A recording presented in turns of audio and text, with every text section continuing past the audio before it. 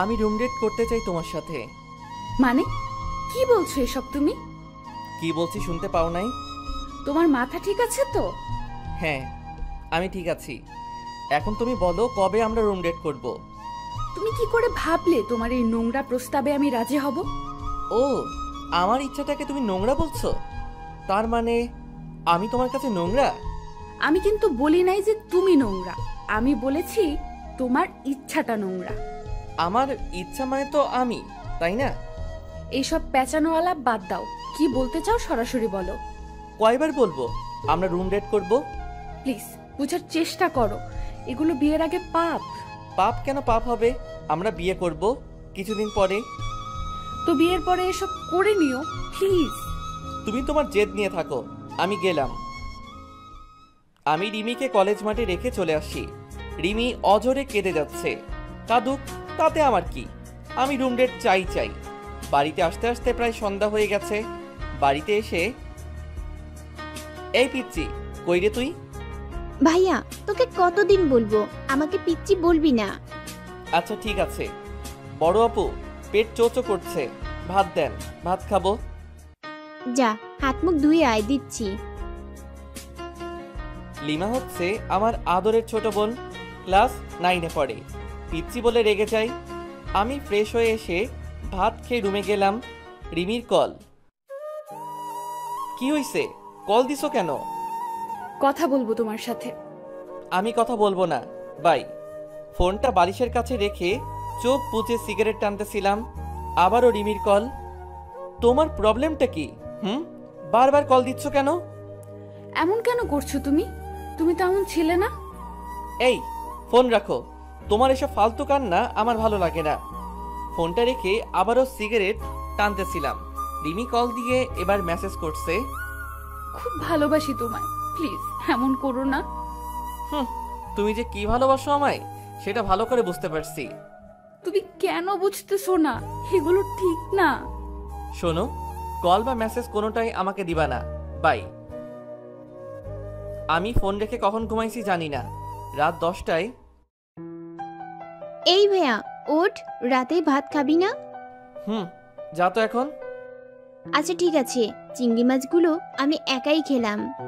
ওই না, আমি উঠছি তো। এই দেখ, আমি বিছানায় বসে আছি। এসব কি? মাছ কোথায়? আমি মিথ্যা বলছি? জানি তুই এই কথা বললে উঠে যাবি। আচ্ছা দে খাই। মা খাইছে? তুই? খাই নাই। আচ্ছা আয়, আমি খাইয়ে দেই। তারপর দু ভাই বোন একসাথে ভাত খেলাম। রাত 11টায় রিমির কল। কিছু বলবা? ডিনার করছো? হ্যাঁ করছি। আমি খাইছি কিনা জানতে চাইবে না? প্রয়োজন মনে করি না। এতটা চেঞ্জ হয়ে গেছো? আর কিছু বলবা তুমি? বলো, তাড়াতাড়ি কি বলবে? আমি রাজি। মানে? মানে আমি তোমার সাথে রুম ডেট করতে রাজি। সত্যি বলছো তুমি? আমার তো বিশ্বাস হচ্ছে না। আজব তো। আমি সত্যি বলছি, আমি রুম ডেট করতে রাজি। বুঝছি, তোমার ইচ্ছা নাই, আমাকে খুশি রাখার জন্য তুমি রাজি হচ্ছ। এটা কেমন কথা? তুমি যা চাইছো সেটাতে আমি রাজি। এখানে আমার ইচ্ছে দিয়ে তুমি কি করবা? না, আমি এভাবে রুম ডেট করব না। তুমি ফোন রাখো। এই শোনো। বলো। এরকম করছো কেন তুমি? আমি চাই দুজনের ইচ্ছাতেই রুম ডেটটা করি, তাহলে আমরা দুজনে মজা পাবো। আমি তোমাকে ভালোবাসি, আমি তোমার ইচ্ছার বিরুদ্ধে কিছু করব না। না গো, আমি সত্যিই রাজি। আমিও ভেবে দেখলাম, যাকে ভালোবাসি তাকে সবটা উজাড় করে দেব না তো কাকে দেব? I love you Rimi. I love you অনেকগুলা, আমার পাগলটা। আচ্ছা এবার বলো, কবে, কোথায়, কখন আমরা রুম ডেট করব? তুমি বলো কবে করবা। না তুমি বলো। আগামীকালে করি। ঠিক আছে, কিন্তু কোথায় করব? আমি তোমায় সকালে ফোনে জানাবো কোথায় আসতে হবে। এখন ঘুমাও। আর শোনো। বলো। প্রোটেকশন নিও। মানে? আরে কন্ডম নিও সাথে। আচ্ছা ঠিক আছে, নিব। Good night. রিমিকে গুড নাইট বলে ঘুমাতে গেলাম। রাত 12টা। উফ, কতক্ষণে যে সকাল হবে এই চিন্তায় ঘুম আসছে না। সকাল 7টা। এই ভাইয়া উঠ, সকাল হয়ে গেছে। হুম। আরে উঠ রে ভাই, কি শুরু করলি? 7টা বাজে। আচ্ছা যা, আমি উঠতেছি। ভাইয়া আজ বাড়িতে তাড়াতাড়ি আসিস, কেন? আমার ফিরতে লেট হবে তাই কইলাম। কোথায় যাবি? না মানে বুঝছি, বান্ধবীদের সাথে আড্ডা দিবি। হুম। আচ্ছা ঠিক আছে। সকাল 9টা। এই এখন কোথায় তুমি? বাড়িতে আছি। আমি কোথায় দেখা করব তোমার সাথে? বললে না যে? শুনো, আমরা গত পরশু যেখানে দেখা করছিলাম ওইখানে আসো, আমি আসতেছি। তাড়াতাড়ি আসো, বাড়িতে আবার তাড়াতাড়ি ফিরতে হবে। আমি আসতেছি। রিমির সাথে দেখা হওয়ার পর জানো আমি কখন থেকে অপেক্ষা করছি তোমার জন্য? সরি রিমি। হইছে, এবার বলো কোথায় যাব? দাঁড়াও, আমি একটা অটো নিয়ে আসি। হুম। রিমিকে নিয়ে সোজা হোটেলে চলে গেলাম। হোটেল ম্যানেজারের সাথে রাতেই কথা বলে সব ঠিকঠাক করে রাখছি। লোকটা তোমার যাওয়ার সাথে সাথে চাবি দিল কেন? আমি কল করে রুমের কথা বলছিলাম, তাই আগে থেকে সব রেডি ছিল। ও হুম। এই ওইটা নিয়ে আসছো তো? কোনটা? ধুর বাবা, তুমিও না। বলবা তো কি? প্রোটেকশন। এই যা, ওটা তো আনতে ভুলে গেছি। তাহলে এখন? এত চিন্তা করছো কেন? আমরা পরেও ব্যবস্থা নিতে পারবো। কিন্তু কোনো কিন্তু না, এবার আসো তো। আমার খুব ভয় করছে। কিছু হবে না গো। আমি শুনছি প্রথম মিলনে নাকি মেয়ের অনেক কষ্ট হয়। ভালোবাসার মানুষের জন্য একটু কষ্ট করতে পারবে না? নাও শুরু করো। এরপর রিমি আর আমি দুজনে বিছানায় শুয়ে যাই। তারপর যা হওয়ার তাই হলো। আমি ক্লান্ত শরীরে রিমির পাশে শুয়ে আছি। রিমিও অনেক ক্লান্ত। প্রথম মিলন, তাই রিমির একটু বেশি কষ্ট হয়েছে। রিমি এখন ব্যথায় ছটফট করছে। রিমি, আই ওঠো, বাড়ি যাবা না? রিমি বিছানা থেকে উঠতে গিয়েও উঠতে পারছে না। আমি রিমির হাত ধরে ওকে দাঁড় করালাম। খুব কষ্ট হচ্ছে তোমার? যাও ওয়াশরুমে গিয়ে ফ্রেশ হয়ে নাও, একটু পর সব ঠিক হয়ে যাবে। রিমি ফ্রেশ হয়ে আসার পর রিমিকে একটা অটোরিকশা তুলে দিলাম। রিমি বাড়িতে যাচ্ছে আর আমি লুঙ্গি ড্যান্স দিতে দিতে বন্ধুদের কাছে গেলাম। কিরে, আজ এত খুশি কেন তুই? বাদ দে সে কথা, বল আজ তোরা কি খাবি? সব বিল আমি দিব। বাবা, তুই তো শালা একটা কিপটারে, তোর মুখে এসব কথা মানায় না। উফ, মোডটা খারাপ করিস না তো, বল কি খাবি তোরা? আচ্ছা, আজ তুই সিগারেটের বিলটা দিস। আজ এই নে 500। ভাই, সিগারেটের বিল 500 টাকা না, 4 জন আছি তো 100 টাকা দিলেই হবে। 500 টাকা কয়েকদিন সিগারেট খাস তোরা? বন্ধুদের কাছ থেকে বিদায় নিয়ে বাড়ি আসতে আসতে 6টা বেজে গেছে। মা, লিমা এখনো ফিরে নাই? না, খুব টেনশন হচ্ছে মেয়েটার জন্য। ও তো এত লেট করে না। আচ্ছা আমি দেখতেছি। লিমাকে খুঁজতে যাব এমন সময় লিমা এসে হাজির। কোথায় গেছিলি? ভাইয়া একটা বান্ধবীর বাড়িতে গেছিলাম। তো ফোন বন্ধ রাখছিস কেন? সরি ভাই। এরকম আর কখনো করবি না। রুমে এসে শুয়ে শুয়ে টিভি দেখতেছিলাম। রিমির কল। কিছু বলবা? মানে? বলছি কি জন্য কল করছো? এভাবে কথা বলছো কেন তুমি? ভালো লাগছে না, ফোনটা রাখো, পরে কথা বলবো। আচ্ছা। রিমিকে কেন জানি আমার আর ভালো লাগে না। 1 ঘন্টা পর। হ্যালো। হ্যাঁ বলো, কি বলবা? নাস্তা করছো? এটা বলার জন্য কল করছো? হ্যাঁ নাস্তা খাইছি, এবার ফোন রাখো। তুমি আমার সাথে এভাবে কেন কথা বলছো? রিমি, সত্যি আমার ভালো লাগছে না, তুমি ডিনার করে নিও, এখন আর কল দিও না, আমি ঘুমাবো। আচ্ছা ঠিক আছে। রিমির কলগুলো আমার কাছে খুব বিরক্ত লাগে। ধুর, রাত 10টায়।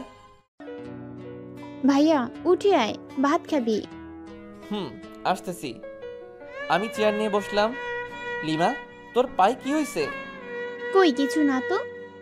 তাহলে ওভাবে হাঁটছিস কেন? ও, পরে গিয়ে ব্যথা পাইছিলাম, মেডিসিন খাইছি। ও আচ্ছা, ভাত দে। ভাত খাওয়ার পর মা, আমি তো আগামীকালে ঢাকায় যাচ্ছি। চাকরি জয়েন ডেট 9 তারিখে, আমাকে 8 তারিখে যেতে হবে। লিমার মতিগতি আমার কাছে ভালো লাগছে না। তুই একদম চিন্তা করবি না, লিমাকে আমি দেখে রাখবো। সকাল 9টা। মা, আমি তাহলে আসি। হ্যাঁ বাবা, যা, খাওয়া দাওয়া ঠিকভাবে করবি। লিমা আর আমাকে নিয়ে চিন্তা করবি না। আচ্ছা ঠিক আছে। সকাল 10টায় মা আর বোনের কাছ থেকে বিদায় নিয়ে বাসে উঠলাম ঢাকার উদ্দেশ্যে। বাসে ওঠার আগে ফোনটা অফ করে রাখলাম, কারণ আমি জানি রিমি নামের প্যারাটা আমায় কল করবে। কিন্তু রিমিকে কিভাবে বলবো ওরে আর আমার ভালো লাগে না, সরাসরি বলতেও পারছি না। ফোনটা অন করার পর, কি রে, তোর ফোন অফ দেখায় কেন? ফোনের প্রবলেম মা, তাই অফ হয়ে যায়। আমি পৌঁছে গেছি মা। খুব টেনশন হচ্ছিল। মা, আমি একটু পর কল দিচ্ছি। কার সাথে কথা বললে? কল ওয়েটিং দেখাচ্ছে। মা কল করছিল। মানে তুমি এখন কোথায়? ঢাকায়। এসব কি বলছো তুমি? যা সত্যি তাই বলছি। আমাকে তো ফোনে বলতে পারতে, তাই না?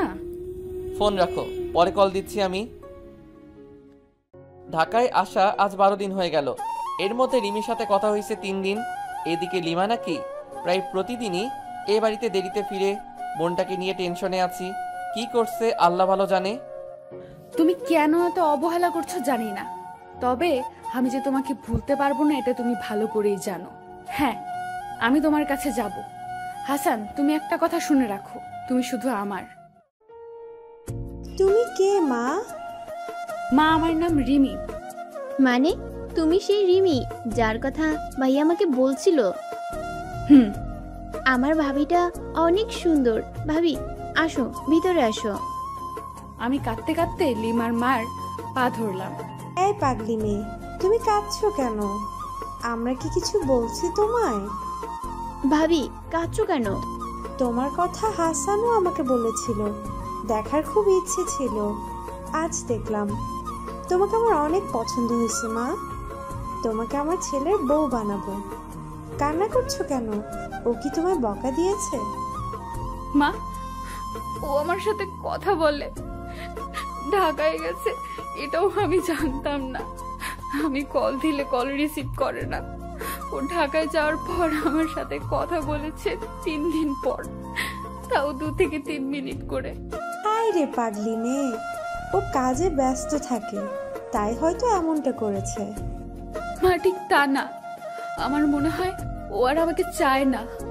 ও চাক বা না চাক, আমি তোমাকে ছেলের বউ বানাবো। কত সুন্দর একটা মিষ্টি মেয়েও কি না।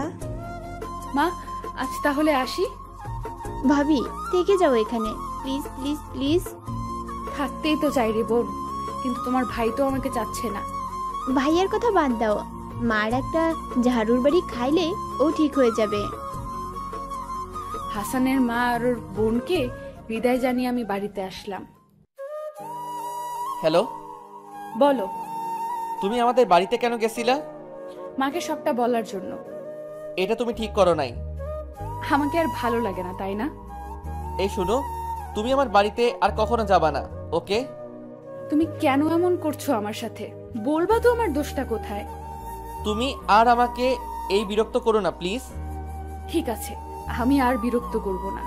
তুমি আমাকে কখনো ভালোবাসো নাই, ভালোবাসার নামে অভিনয় করেছো। প্রয়োজন শেষ, তাই এভাবে আমাকে দূরে সরিয়ে দিলে। এর জন্য তোমাকে অনেক শাস্তি পেতে হবে। ভেবো না অভিশাপ দিচ্ছি। ভালো থেকো। আজ ঢাকায় আসা 3 মাস হয়ে গেল। রিমি এর মধ্যে আর কল দেয় নাই। রিমি হয়তো বুঝতে পারছে আমি আর ওকে চাই না। এদিকে বোনটাকে নিয়ে অনেক টেনশনে আছি। লিমা প্রায় বাড়িতে লেটে আসে, জানি না ও কি করছে। হ্যালো মা। হ্যাঁ বাবা। লিমা কোথায়? শুয়ে আছে, ওর নাকি শরীর খারাপ। ডাক্তার দেখাও নাই? অনেকবার বললাম, কিন্তু ও যাচ্ছে না। মা, আমি ছুটি নিয়ে বাড়ি যাব কয়েকদিন পর। বাবা, রিমি নামের মেয়েটার কোনো খোঁজ পাচ্ছি না। ও কোথায় এখন? মা, ওর কথা বাদ দাও। মেয়েটা অনেক ভালো, তোর সাথে মানাবে ভালো। আচ্ছা, এখন ফোন রাখছি, পরে কথা বলবো। আচ্ছা। 7 দিন পর সকাল 9টায়। হ্যালো লিমা, আমি বাড়ি আসতেছি। সত্যি? বল, তোর জন্য কি কি আনবো? চুড়ি, ফিতা, পায়েল, তারপর দামি একটা জামা, তারপর অনেকগুলা কসমেটিক আনবি। লিমা, কি হয়েছে তোর? কাঁদছিস কেন?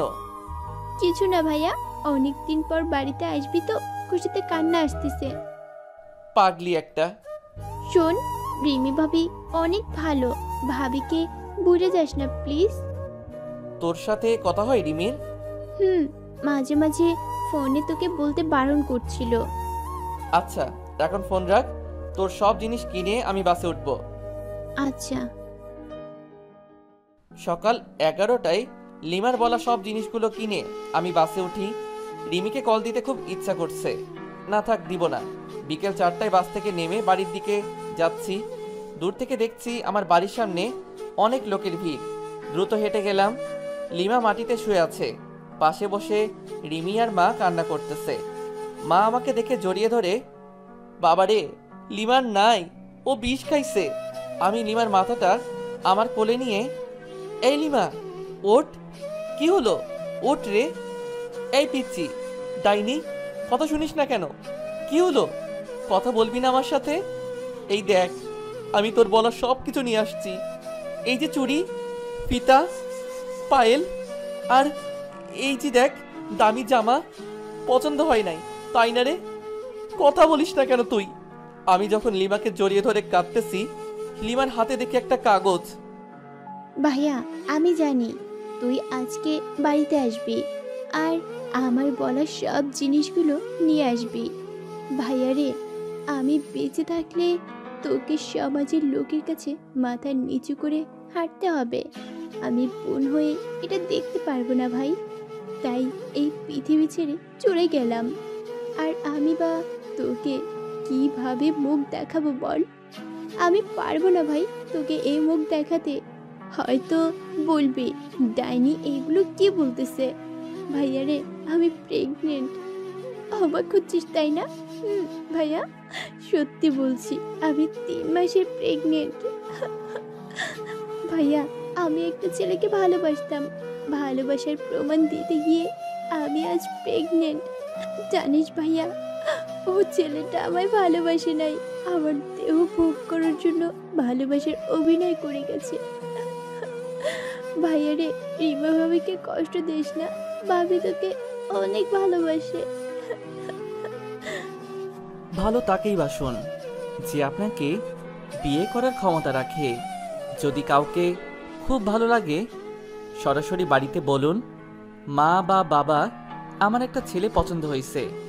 আপনার বাবা মা নিশ্চয়ই আপনার পছন্দের গুরুত্ব দিবে। একটা কথা মনে রাখবেন, যেটা আপনার সেটা আপনারই থাকবে, যেটা আপনার না সেটা আপনার কোনো দিনও হবে না। দেহ মন কোনো কিছু দিয়ে তাকে আপনি পাবেন না, কারণ কথায় আছে, কপালে নাই ঘি, ঠকঠকালে হবে কি। প্রেম ভালোবাসা বিয়ের আগে পাপ, অপবিত্র। মোহরানা আদায় করার পূর্ব মুহূর্ত পর্যন্ত যেখানে স্ত্রীকে স্পর্শ করা হারাম, সেখানে বিয়ের আগে প্রেম ভালোবাসা কিভাবে পবিত্র হয়? ভালো থাকবেন সবাই।